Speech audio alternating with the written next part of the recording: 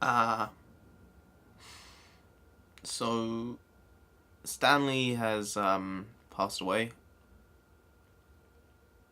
I mean, it was bound to happen. The man, he was old. What do you want me? What do you want to say? At least he lived a long life, you know, and he contributed so much to the world, more than most people ever will. He created some of the most iconic characters ever, regardless of the medium, whether it's film or TV or books, comic books, literature, doesn't matter. Like, people around the world knows the stuff that he made, and he will live on through that.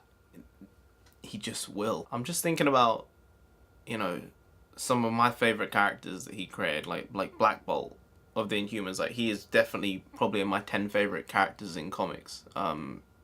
Doctor Doom, the Hulk, you know, these crazily iconic characters that you just can't get away from the fact that they're just so well put together and so well executed. You look at probably the one above all for him, not the one above all, but Spider-Man, probably the most known character of any medium around the world. I mean, bar Jesus. Maybe Jesus has a head up on bloody Spider-Man. And I remember listening to a lot of interviews with Stan Lee, and him saying how he came up with the idea of Spider-Man. Someone was just like, you need to make a character.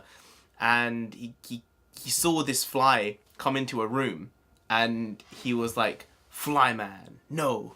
And he was like, Insect Man. I can't remember what the other one was. It was something very, very bad, to be fair.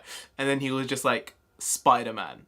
And it was probably the best decision anyone at Marvel has ever made.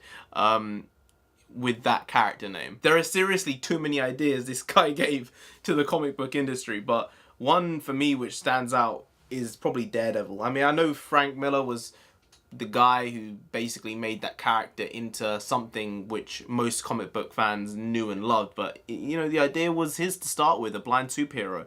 And I'd say that character spawned a very mediocre, if not bad, film, but probably the best comic book TV show of all time. And none of that would have been possible without this man. You just look at the Marvel Cinematic Universe.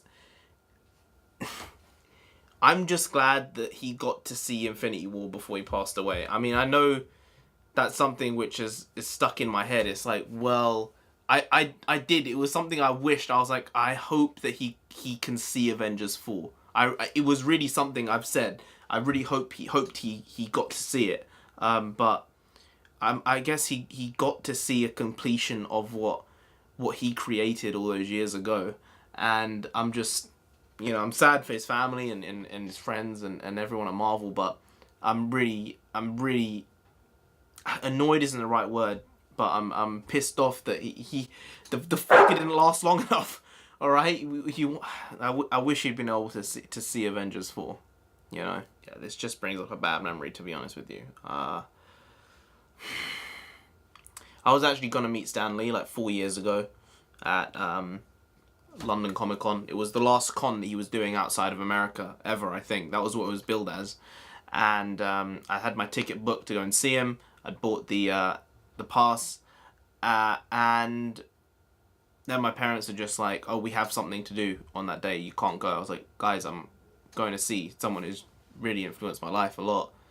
They were like, yeah, but you need to do this for us because it's something we really enjoy and something we need from you. That just brought me back to that. The fact that they put their thing before my thing as opposed to giving it equal footing. It's not like I was a child or 5 or 6.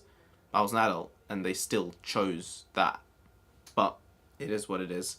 I guess we've grown up. Maybe they would not let that be the case nowadays. I don't know.